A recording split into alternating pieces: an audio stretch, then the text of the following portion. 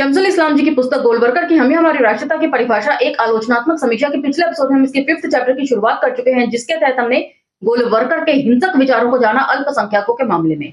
अपनी गलत बात को सही साबित करने के लिए वे लीग ऑफ नेशंस में अमेरिका, इंग्लैंड और फ्रांस का उदाहरण देते हुए कहते हैं कि इन देशों ने अपने देश में जो मानक नियम है लीग ऑफ नेशंस के, उनको लागू करने से मना कर दिया है।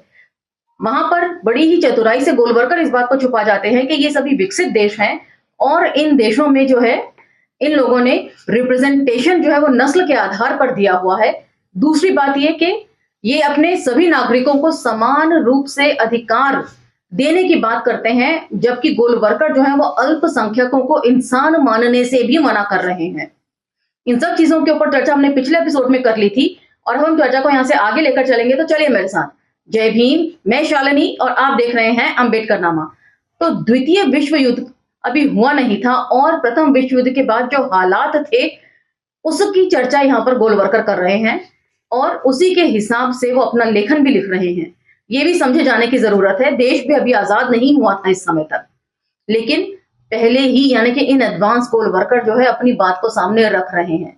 उस समय तक इन्हें इटली और जर्मनी के हश्र के बारे में जरा भी जो है इल्म नहीं था। तो चलिए चर्चा को आगे बढ़ाते हैं। हालांकि विश्व युद्ध के बाद बनाए गए नए राष्ट्रों में इस तरह का विलीनीकरण नहीं हासिल किया जा सका, न निकट भविष्य में ऐसा कर पाने की कोई उम्मीद ही है। फिर भी विदेशी नस्लों की समस्या का यह आजमाया हुआ समाधान एक नियम की तरह हर जगह लागू किया जाना चाहिए। तो यह आजमाया हुआ समाधान किसको कह रहे हैं? जर्मनी के नाजीवाद को और इटली के फांसीवाद को। इस पुस्तक को लिखने का टाइम पीरियड जो है वो 1939 है। उस समय तक गोलवर्कर को ये जरा भी इल्म नहीं था कि महज 7-8 सालों में ही ये दोनों विचारधाराएं ध्वस्त हो जाएंगी और जर्मनी और इटली जो है वो लोकतंत्र की तरफ बढ़ जाएंगे। लेकिन लीग ऑफ नेशंस ने एक अलग रास्ता पकड़ा और अब विख्यात हो चुके अल्पसंख्यक संधियों को सूत्रबद्ध किया तथा कुछ अन्य प्रतिस्थापनाएं दी, जिन्हें दुनिया का सार्वजनिक नियम कहा गया। With in bracket Arthur Henderson का भाषण, पृष्ठ 24। Monthly summary of league of Nations January 1931 bracket close. लेकिन यह भी तमाम शिकायतों और आशंकाओं से मुक्त नहीं था। इस समाधान को पेश करने वाले जानते थे कि इसमें कितने गंभीर खतरे हैं और इसके बावजूद उन्हें यह उम्मीद थी कि ये उनके घोषित लक्ष्य अल्पसंख्यकों के लिए सुरक्षा और न्याय का वह स्तर प्राप्त करना जो उन्हें धीरे धीरे उनके राष्ट्रीय समुदाय में मिल जाने के लिए उन्हें तैयार करेगा की ओर पहले कदम की भूमिका निभाएगा। With in bracket sir Austin Chamberlain का 9 दिसंबर 1925 को लीग काउंसिल में दिया गया भाषण, डॉक्टर राधा मुकुंद मुखर्जी द्वारा उद्धृत। लीग ने जिन कुछ देशों के सामने जो खतरा पैदा किया था उसे पॉल फॉशेले ने लीग काउंसिल में 9/12/1925 को दिए गए भाषण में अभिव्यक्त किया है। वे कहते हैं यह विद इन ब्रैकेट अल्पसंख्यक अधिकार समाधान यह एक ऐसा समाधान है जो शायद कुछ खतरों से मुक्त नहीं, क्योंकि यदि एक देश के सभी निवासियों के साथ बराबरी का व्यवहार राजनीतिक और सामाजिक शांति के लिए एक जरूरी तत्व है, तो अलग पहचान के रूप में अल्पसंख्यकों को उनकी एकजुटता बढ़ाकर तथा उसमें अपनी स्वयं की ताकत की भावना विकसित कर उनके अधिकारों की मान्यता देना उन्हें राज्य से जिसका वे हिस्सा है खुद को अलग करने के लिए भड़का सकता है। और इस बात को ध्यान में रखते हुए कि लोगों को अपनी नियति खुद तय करने का अधिकार है, अल्पसंख्यकों के इस आधार को मान्यता देने में इस बात का खतरा है कि वे राज्यों को विघटन की ओर ले जा सकता है। मान लिया कि इस तरह के खतरे किसी भी कायदे कानून को बनाते वक्त रहते हैं, तो क्या इसका यह मतलब है कि कोई कायदा कानून बनना ही नहीं चाहिए? किसी भी कायदे कानून में कुछ लूप होल्स हमेशा ही छूट जाते हैं, जिसका फायदा जो है विकृत मानसिकता के लोग उठाते हैं। जैसे कि यहां पर गोलवर्कर एक सही बात को भी गलत साबित करने की कोशिश कर रहे हैं। क्या देश के कानून में सबको समान अधिकार, सबको न्याय प्रक्रिया से गुजरने का मौका नहीं देता, लेकिन क्या सब लोगों के साथ एक जैसा न्याय पहुंच पाता है? तो कैसे यह मान लिया जाए कि न्याय प्रक्रिया ही गलत चीज है? भविष्य दृष्टा के शब्द आज लीग ऑफ नेशंस के नाक के नीचे यूरोपीय देशों के हालिया घटनाक्रम के बाद वे कितने सही लगते हैं। ऐसे ही 2-4 एग्जांपल्स दुनिया के देशों से उठा के उन्होंने यहाँ पर रख दिया है। दुनिया के बाकी देश जो शांति व्यवस्था से चल रहे हैं उससे इन्हें कोई मतलब नहीं है। अपने मतलब को साधने वाले जो एग्जाम्पल है ना, वही इन्होंने कोट किए हैं। ऐसे यदि आप डॉक्टर अंबेडकर का लिटरेचर पढ़ें तो ऐसे बहुत सारे एग्जाम्पल्स आपको और मिलेंगे पॉजिटिव, जो डॉक्टर अंबेडकर ने कोट किए हैं। जाके रही भावना जैसी, प्रभु तिन मूरत देखी तैसी।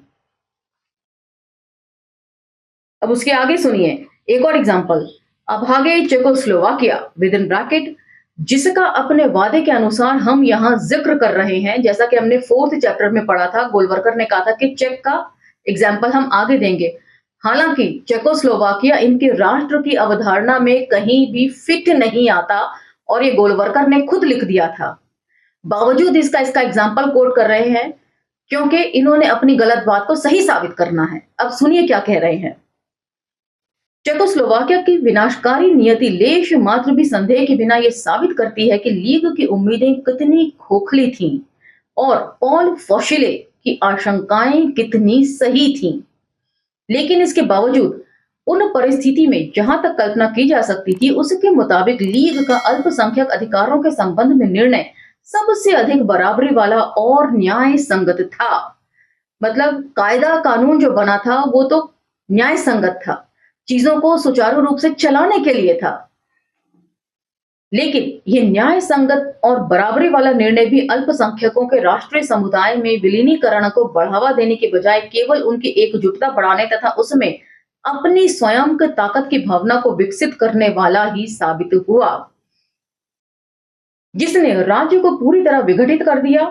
सुडेटन जर्मन अल्पसंख्यक जर्मन से मिल गए, हंगेरियन हंगरी में मिल गए और अंत में राष्ट्रीय चेक बचे हुए अपने छोटे से भूभाग के साथ अकेले रह गए।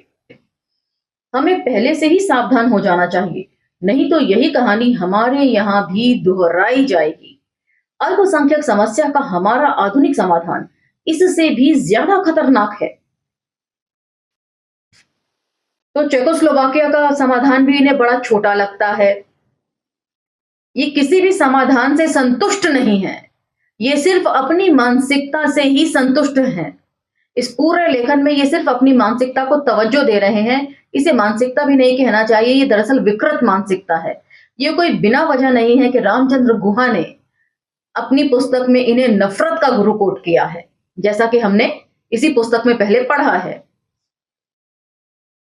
ये उन्हीं को अथाह अधिकार नहीं देता जो अपनी संख्या या यहां अपने रहने की समयावधि विद इन ब्रैकेट हमें इस पर शक है के आधार पर लीग के अनुसार अल्पसंख्यक माने जा सकते हैं। अब ये बड़े बड़े विद्वानों के सच को भी झुठलाना चाहते हैं, बल्कि बाकी सभी को भी, चाहे वे संख्या में कितने ही कम क्यों ना हो या यहाँ बसने की समयावधि कितनी ही कम हो, लीग द्वारा निर्धारित न्यूनतम अधिकारों और विशेषाधिकारों से भी बहुत ज्यादा इसके स्वाभाविक परिणाम अभी से दिखने लगे हैं और हिंदू राष्ट्रीय जीवन के सामने बिखराव का संकट दिखाई दे रहा है। तो अल्पसंख्यकों को दिए जाने वाले विशेषाधिकारों से किसको खतरा है? हिंदू राष्ट्र को खतरा है। और ये हिंदू राष्ट्र में किसको इंक्लूड कर रहे हैं? केवल आर्य नस्ल को। ये बात आपको अब तक समझ में आ जानी चाहिए। आइए इस पर ध्यान दें और सावधान हो जाएं। तिथि जो नहीं है, जबरदस्ती वो आपको सोचने के लिए मजबूर कर रहे हैं अपने लेखन के जरिए। हम यहाँ इस खतरे का विस्तृत वर्णन नहीं करना चाहते क्योंकि हमारी पुस्तक की विषय वस्तु से बाहर की चीज है। आ गई ना बात? इनके कहने के लिए कुछ है ही नहीं, स्थिति वैसी है ही नहीं जैसा ये वर्णन कर रहे हैं, इसलिए बार बार डिस्कोर्स को बीच में ही छोड़ के भाग जाते हैं अपने लेखन में भी। हम इसे पाठक पर ही छोड़ते हैं कि वे खुद इस पर विचार करें और ताजा घटनाक्रम के संदर्भ में इसका अध्ययन करें। जब इतनी सारी बातें ये पाठक को सोचने के लिए मजबूर कर रहे हैं, जबरदस्ती सोचा रहे हैं, तब फिर और बातें क्यों नहीं लिख रहे हैं? क्यों बुद्धि विवेक पर छोड़ रहे हैं? हम उसे सिर्फ ये याद दिलाते हैं कि सभी अनुभवी राष्ट्रों ने लीग के इस समाधान को लागू करने से मना कर दिया था। ये यूं ही नहीं था कि उन्होंने किसी ऐसे तत्व को मान्यता देने से इनकार कर दिया जिसे पृथक व्यवहार की जरूरत हो, और यह कि उन्होंने इस बात पर जोर दिया कि सभी को आम राष्ट्रीय जीवन धार्मिक, सांस्कृतिक, भाषाई, राजनीतिक के ही अधीन होना चाहिए। और यह भी यूं ही नहीं है कि विदेशियों पर इस बात के लिए बहुत जोर देते हैं कि या तो वे अपने पुराने जुड़ाव पूरी तरह खत्म कर राष्ट्रीय नस्ल में पूरी तरह विलीन हो जाएं, या फिर राष्ट्रीय नस्ल से किसी भी प्रकार के अधिकार या अनुग्रह का दावा न करें। लीग ऑफ नेशंस में ऐसा कुछ भी नहीं लिखा हुआ है, आप जाके साइट पर पढ़ सकते हैं। ये सिर्फ गोलवलकर के दिमाग में चल रहा है और वही चीज उनके लेखन में दिखाई दे रही है। और उसे यह सब याद दिलाने के लिए हम पाठक को चेक प्रकरण पर विचार करने तथा ये खुद ही पता लगाने के लिए छोड़ देते हैं कि किस तरह हमारे राष्ट्रीय जीवन इससे भी बढ़कर अधिक खतरे में है। और ये राष्ट्रीय जीवन आखिर किनका खतरे में है? एक खास नस्ल का, जो हिंदू के नाम पर सबको जोड़ना तो चाहती है, लेकिन जब नस्लीय शुद्धता की बात आती है तो ये छुआछात बरतने लगती हैं, आदिवासियों को जंगली लोग कहने लगते हैं और ओबीसी को कहते हैं कि तुम हमारे सेवक हो। परंतु इस बारे में यही बहुत है, हम अपने पाठकों को अल्पसंख्यक समस्या को समझने के लिए doctor Radha Mukund Mukherjee MA PhD की किताब India and Leagues of Nations minority treaties पढ़ने की सलाह देते हैं। और मैं आपको भारतीय संविधान पढ़ने की सलाह दूंगी कि इन सब फालतू की बातों को पढ़ना छोड़िए और अपने अधिकारों के प्रति सजग बनिए। जिस देश की जनता अपने अधिकारों के प्रति सजग होती है ना, उस देश के नेताओं की हिम्मत नहीं पड़ती उनसे झूठे वादे करने की।